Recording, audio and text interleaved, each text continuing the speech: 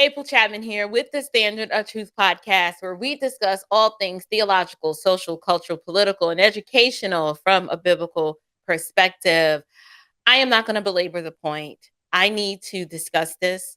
There was a video that came up in my YouTube news feed, and I just knew that this video was going to be providing with something that I believe Black women need to hear, which is information about, okay, we're here, these things happen to us, you know, this is what we were doing wrong, but here is a way, a path to course correct so that we can get different outcomes. But that did not happen. So today I'm going to do a video reaction to a YouTuber by the name of Miss Faye's World.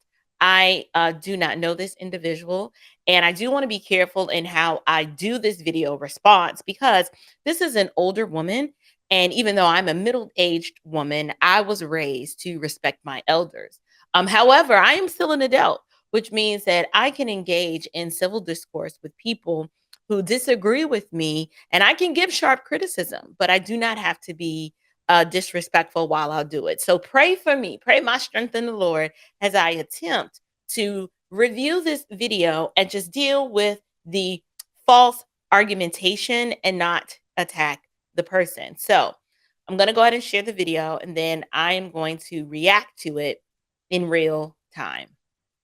For today, we're going to talk about why Black women are the least married. Okay? Okay, so I know you're like, April, she hasn't said anything. Why are you stopping? I just wanted to add that I do believe that it is an important conversation to have.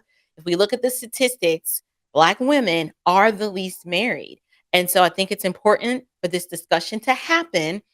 But because this is the standard of truth, I want to speak the truth, not anecdotes, not feelings, not opinions, but what is true. So I will let Miss Faye continue.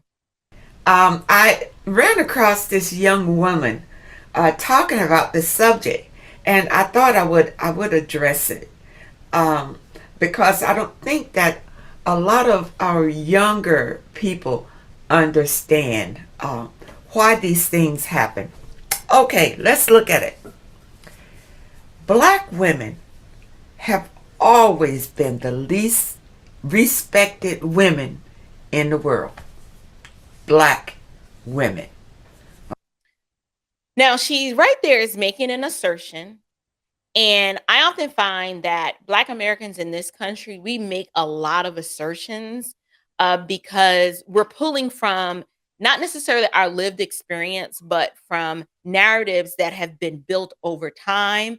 But we very rarely do we examine other people groups, other cultures, other societies to see how other women have been treated. We assume that because we were the recipients of chattel slavery and we made the voyage across the Middle Passage and we were stolen from our land, sold by our own people, by the way, and brought over here, that we hold the trophy for the most disrespected women of all people groups.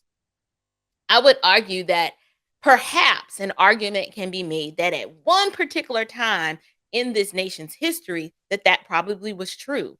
But without examining all people groups of all time and to look how women of other ethnicities have been treated throughout the course of history, maybe in the 18th century, it was Black women's times to be the least respected. In another part of the world, those women are in the least respected. And maybe we can look right now in our current modern day. There is a woman people group somewhere that is the least respected. So I get what she's saying. And I understand why she's saying it because typically liberal-minded Black women They love running in the victim Olympics. And so you have to tout the talking point that your particular intersectionality box is the most victimized of all people groups. So I just wanted to bring that up. But it's not necessarily true. A case can be made that there are other women in other societies and cultures that even today are the least respected. But whatever. Okay. You can look at it. You know the reports. We've been raped, killed, uh, totally taken advantage of. You see, and because of slavery, our men were taught to disrespect us too. Okay, so she's making another assertion that black women were great. That's the word I use, that we were beaten. You know, I just need to get something off my chest. Whenever if we're gonna have a conversation about why women, black women, are the least married, and we're examining black women as a people group being the least married today, the moment someone starts bringing up slavery, at that point, I'm looking at them with all kinds of side eyes because I'm like, ma'am, you're not coming to this discussion in good faith. If you honestly are trying to sell to modern women today that the reason why they're the least married is because of slavery, that might sound good. It might make you feel good to play the victim. It's easy to do that because it can't possibly be you. It can't possibly be something that you're doing or something you didn't learn or something you're failing to understand. It must be the boogeyman system that none of us have ever experienced or lived through that must be the reason. I would argue that there are women today in other cultures. I mean, if you just go to Iraq or Iran, um, the way women are treated over there, it pales in comparison to how women today over here are treated. Um, I don't think that I think it's intellectually dishonest to assert that black women of all women are the least respected and that black men specifically were taught to disrespect us. Because my next question is going to be who taught us that? Um, and is that true? But I'll let her continue. That's right. Through slavery. You see, let's go all the way back and understand. Let's understand the basis of a lot of this. You see, during slavery, our men were were beaten down to nothing. They could not protect us at all. And then they were forced to see uh, white men taking advantage of us sexually, physically, whatever. And they were helpless. So, see, what this does is that, remember, slavery worked on the black man's psychic. It destroyed the black man's psyche. The black man does not really respect his woman. Okay, so she said a lot. And I could go point by point to try to deal with everything, but for the sake of time, I'm not going to do that. I just want to deal with this argument that one, black women are the least married because of slavery, because she says we can go all the way back that our men were beaten down to nothing and forced to see white men take advantage of us. That is very true. Um, the institution of slavery in and of itself, whether you're talking about chattel slavery here in America or slavery in other parts of the world, it's just horrible, period. It is a human rights atrocity that regardless of what ethnicity you are, it's just bad. Dominating humans and selling them, stealing them and then selling them as property. It's just absolutely horrific. But when she makes the assertion that slavery is the reason why Black women are the least married, we need to have a discussion rooted in some truth. So I want to go ahead and read to you why I believe slavery has absolutely nothing to do with why Black women are the least married today.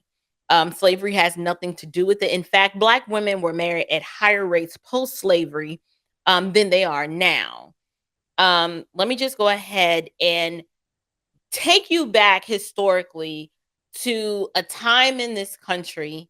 We can discuss a little bit before slavery and then post slavery. But however, kinship was essential to Black people, and many free and enslaved people valued marriage as a significant commitment and love. See, this narrative she's trying to build is because she watched too much Color Purple, or she watched too much Roots, or she watched too much of some sort of narrative, some ahistorical narrative to emotionally bait you into this discussion, to take the attention off of you right now in 2023 and put it off on some event that you had no control over out there to explain away the reason why Black women are the least married today, right? Marriage was a way to codify intimate relationships. However, it was also an expression of humanity.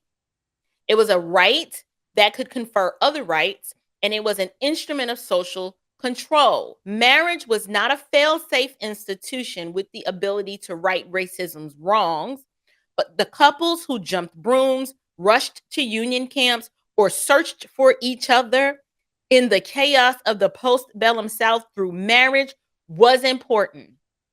It wasn't perfect, but it was important. Ma'am, your argument is going to fall apart if we just examine marriage rates during slavery and post slavery. Now, here is the challenge we're going to have with that narrative, is because during slavery, the institution of marriage was recognized very, very loosely. For us, Black folks, we jumped the broom, or we had some sort of symbolic symbol that we were married, because technically there was no legal entity or legal instrument to confirm marriage between slaves. But we know for a fact that many slaves were married, even if they were owned by different slave masters. African Americans formed families and adopted people into their kinship networks despite white disregard. It was very well known. Black slaves knew that they were disregarded, but we formed families and kinships despite that white disregard.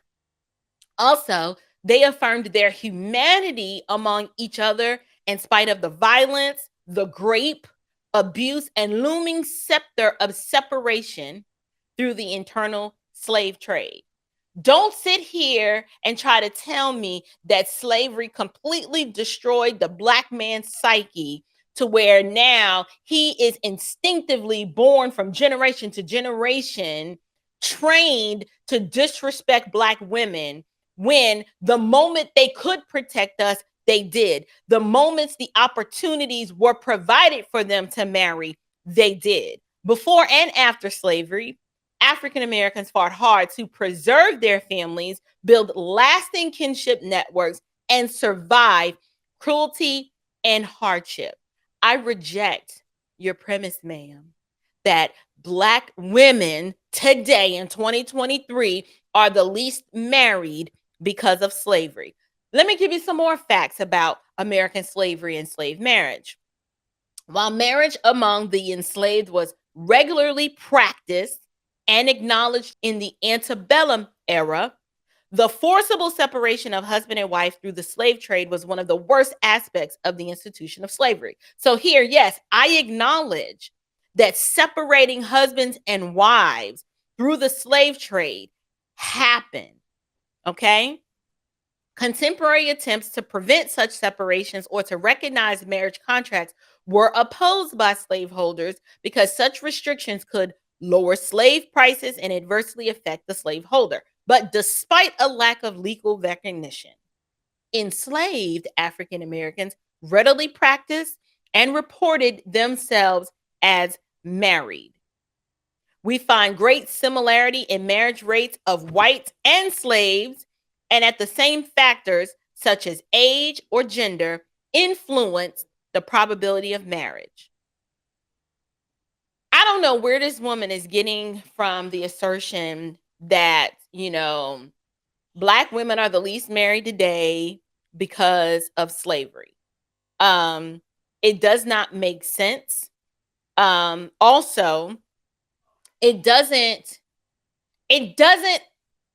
I don't understand how an institution that you've never experienced, your parents have never experienced, and even your grandparents never experienced is impacting our ability to pair bond with our own men today. Now, I will probably address this in another video, but right now I want to stay in the pocket addressing this falsehood that slavery is one of the reasons why Black women are the least married. Now, we already know that post-Reconstruction, rates among Black women were higher than their white counterparts. We know this. So, how is it a generation removed from slavery, Black women were getting married and the rates were higher? I'm still trying to understand how that impacts us today, but I'm just going with the argument. Let's fast forward past Reconstruction into like the 1950s. The percentages of white and African American women aged 15 and older who are currently married were roughly the same, 67% and 64% respectively. So in the 1950s, 67% of white women are married, and in the 1950s, 64% of Black women were married.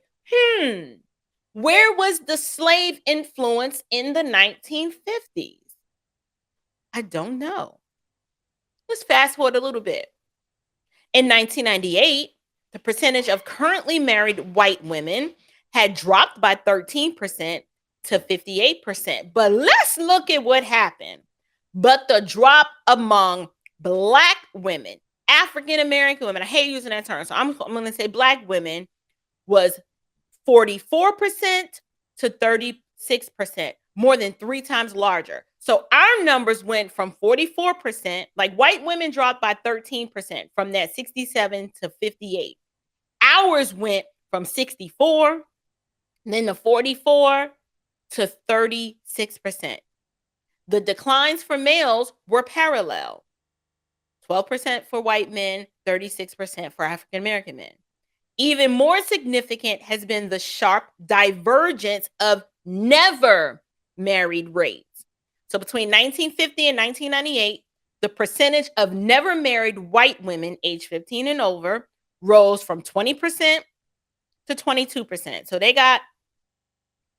have a rise. But the percentage of never married African American women about doubled from 21% to 41%.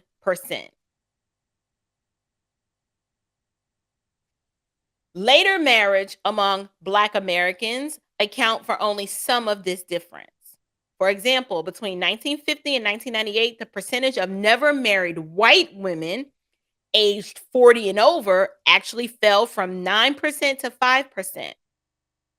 But the percentage of never married Black American women aged 40 and over rose by 200%.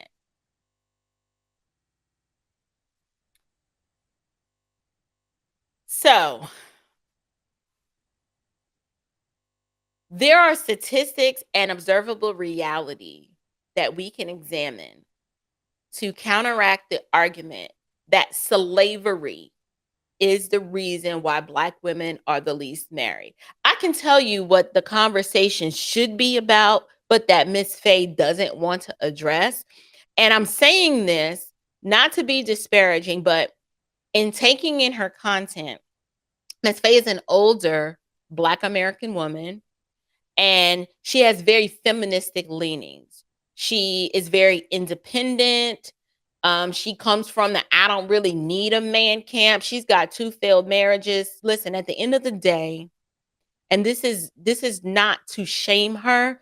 This is to wake other younger women up and to encourage you and to admonish you that if you're listening to older Black women who, one, don't have the results you seek, and who are, two, sending out toxic messages like this, you may want to reconsider the messaging that they're giving you. Because I can guarantee you, you'll end up just like them if you continue to listen to what they're saying. Let's be clear. Black women being the least married today has absolutely nothing to do with slavery. What I want to do is I want to encourage us to, we need to let go this slave victim mentality narrative, because one, it doesn't encourage you. All it does is provide you with another scapegoat and another excuse as to why you didn't or don't have the results that you're looking for. When not having or getting the results you're looking for not solely rests in your hands, but we all have to self examine and consider the possibility of a number of things, which is one, many of us were not raised to be wise. That's just a fact. That's a fact that I had to acknowledge. That's a fact that many of my peers have to acknowledge. Now, I could argue that we could use that as an excuse and use it to point to something external and outside of us. But to be fair, that is a legitimate reason as to why a lot of us are not married.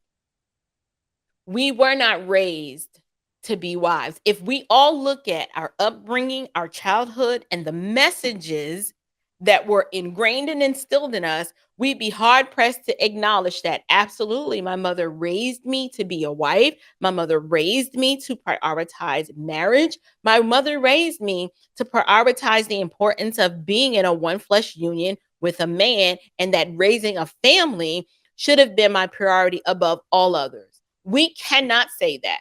I can't say that. It was not a topic of discussion. I was not raised to be somebody's wife. So let's start there first. We don't have to have a discussion about slavery, and I am glad to participate in a discussion on slavery. But what I will not do is I will not allow Black men to be castigated today. Modern Black men who did not participate as slaves, who were not influenced by the institution of slavery. I will not allow their character to be disparaged just because that's what they say. No, we're not going to participate in that. One, it's not fruitful and it's not edifying for us to say that Black men today don't want to marry Black women because their psyche was messed up during slavery. They never experienced being a slave. That's absurd, preposterous, and just, it is foolish. It is nothing more than a liberal talking point scapegoat to escape the realities of what we need to be discussing, which is one, our Black women were not raised to be wives. It was not a part of our upbringing because we are the products of first and second wave feminism. We have to be honest. Many of us were raised by some flaming feminists. They may not have called themselves feminists. They may not have attributed that title to them, but the function and the way they moved throughout the world was definitely heavily influenced by feminism. The idea that many of our foremothers traded in the institution of marriage and decided to go at it alone because they bought into the lie that feminism instilled in them, that they didn't really need a man, and that the government subsidy, it was better to have a government subsidy than to deal with a man who is maybe a little challenging or who won't let you do what you want to do when you want to do it. Rebellion. Rebellion was at the foundation of how many of us were raised. We were raised to just be many rebellious carbon copies of our own mamas and grandmamas. The reason why that was the case, because there was no man around to counterbalance all of that gynocratic leadership.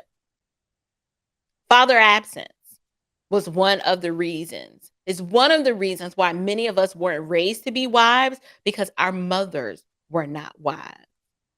They just weren't. And the sooner we say, or the sooner we acknowledge that, to say, you know what? I wasn't raised to be a wife, so I don't have the tools that were necessary to help me navigate those early years of my life when I should have been prioritizing marriage. I didn't have the tools because I didn't know that that was supposed to be a priority. I was told that if I go and pursue all of these education and all of these degrees, because I can't rely on a man, that I needed to do this to secure my future. In turn, I ended up missing or bypassing the season of marriage because I was too busy operating out of fear and scarcity and the but what if he dot dot dot. No, slavery had nothing to do with it. Many of us were simply not raised to be a wife. Two, if we're going to have a discussion about slavery, then we need to discuss, how did slavery impact the people who were actually slaves? And yes, slavery was bad, but how come they were getting better outcomes in terms of intact families, but we don't have that? I don't, when I say if slavery was so bad, because slavery was bad, what I am saying is slavery was horrendous, but it wasn't horrendous enough to where it impacted our ability to pair bond with our men and marry them and raise children and stay married.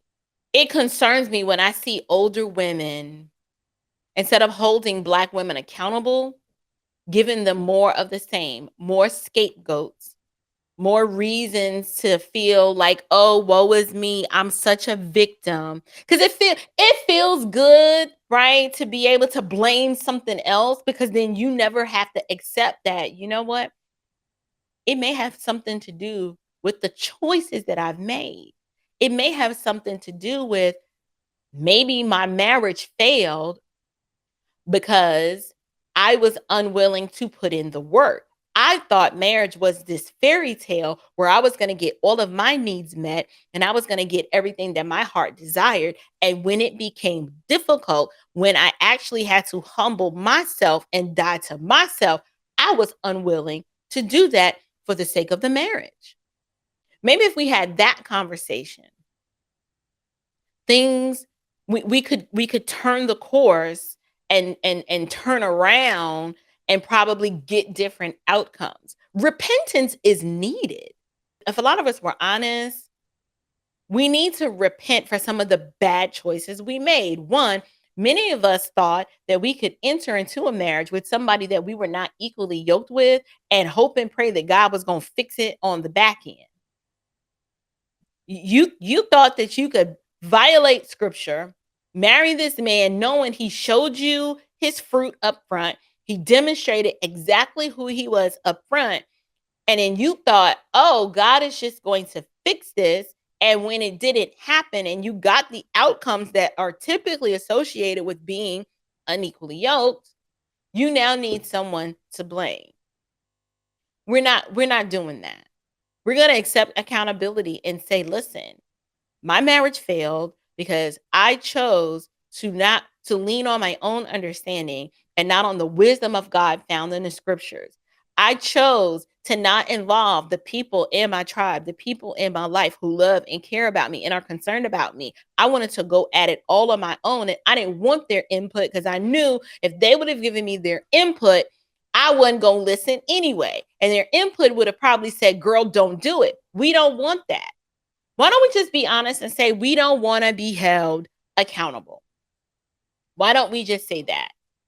But instead, we won't. We'll rather go back 200 years into and blame slavery than to accept responsibility for the fact that we made bad choices. Like, we picked the men that we chose to say I do to, when the signs and the red flags were there from the beginning.